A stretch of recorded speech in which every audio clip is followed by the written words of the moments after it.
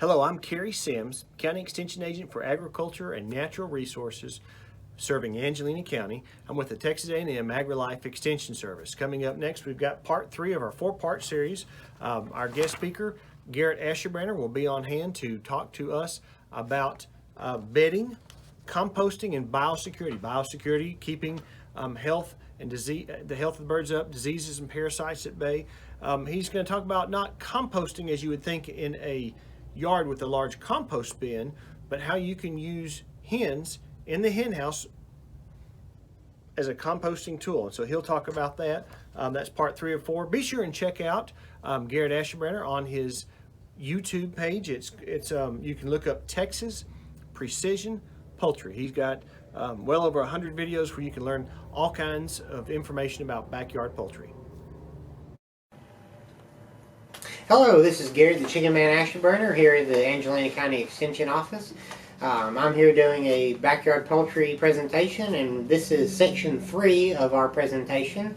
And we'll talk about the bedding you should use, composting poultry manure, and backyard biosecurity. So to start us off, let's talk about bedding. So what makes a bedding? Well, bedding needs to be light, it needs to have some sort of fluff, so the birds can easily lounge on it, and it needs to be high in carbon because the majority of our manure will be high in nitrogen. So we want that carbon-nitrogen reaction between manure and the bedding itself to occur, and so we don't have any smells, and we have proper lounging areas for our chickens. So again, we need that to be light and fluffy, and need to have high carbon. So what are some sources of carbon? What are some sources of bedding that we can use in our chicken? So we're in East Texas right now, so pine shavings are an excellent choice that are readily available. There is also chalk straw, peanut hulls, rice hulls, corn stover. I'm trying to think. Chopped bark. All these things are high in carbon. Some things that we don't think of that aren't necessarily sold in the store are dried leaves and dried pine needles. The stuff that you can rake up out of your yard work great as poultry bedding. They're all high in carbon that provide adequate lounge for our birds. So once you've determined which bedding sort you use, it's kind of up to you. If you want to use your neighbor's pine straw, you want to buy bagged shavings, it's whatever works with you. Once you've decided, and of course you can always mix them. So once you've got your choice bedding going on, let's talk about management of bedding. So management really comes down to depth and how we manipulate the litter.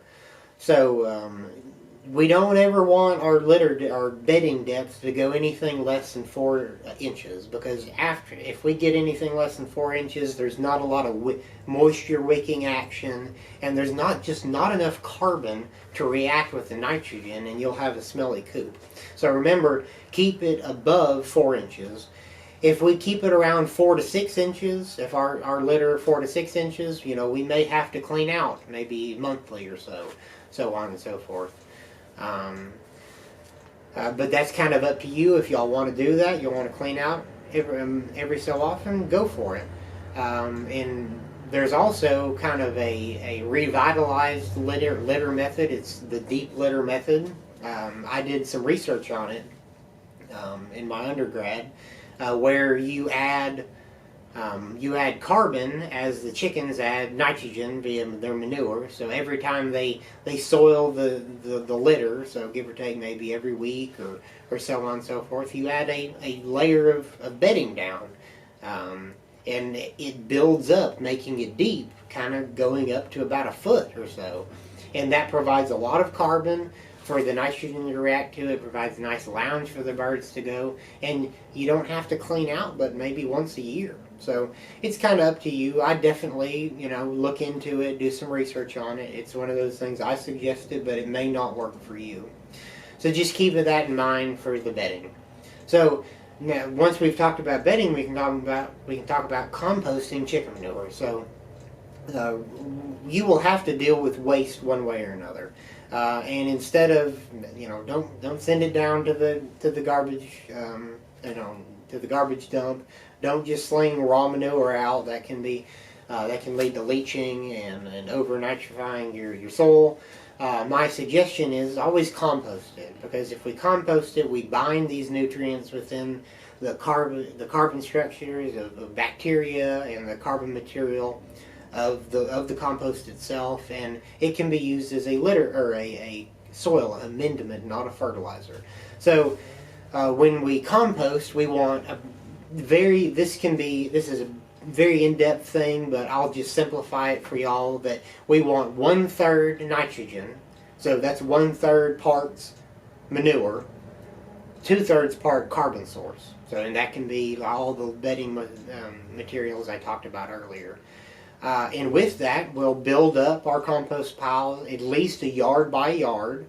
Let it heat up for a week or two. Let it get to about, some pretty high temperatures. And then turn it. And then turn it once a week for about 4 weeks. And then you should have good quality compost if you've got the right amount of carbon, nitrogen, and maintaining moisture in your composting, in your compost pile. So, and again, you can always do research on composting litter. I would always suggest that would be your litter or your waste management, because it's better for the environment, and you find you have a good soil amendment. Compost isn't a very good soil fertilizer, but it does amend the soil with soil organic matter, and that's kind of one of the things that it's an environmentally and sustainably friendly option to managing your backyard poultry manure. So we'll get a little bit away from that. We can talk about backyard biosecurity. So biosecurity is simply the management practices set in place to maintain a disease-free or a lessened zone.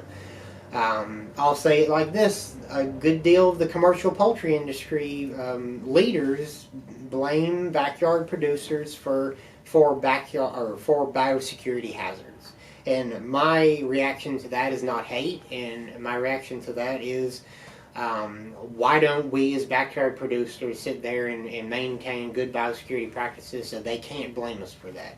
I'll mention most disease outbreaks in commercial industry do not come from backyard sources. They come from wild sources. But the last case of avian influenza we had did in fact come from a backyard source that was not getting managed very well. So just a few factors that we can take and put into a biosecurity measure is simply, if you've got bird feeders, keep your bird feeders as far away from your chicken coop as you can. So the wild birds aren't going to be giving your birds disease, or your birds aren't going to give the wild birds disease. And then the other factors are simply cleanliness is close to godliness.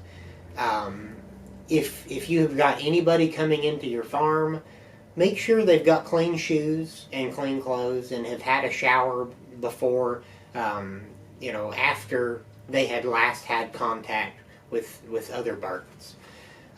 Likewise, if you're going to a farm, why don't you make sure, have clean boots, have clean clothes, have had a shower before or after your last exposure to chickens. That is just a really simple way of maintaining any disease presence on your person, and it protects both you and other flocks. And then, of course, make sure and wash your hands. It's one of those things, we're dealing with coronavirus right now. We've got to wash our hands. It's the same thing with our chickens. You never know what you might have on your hands. So before you touch them, wash your hands.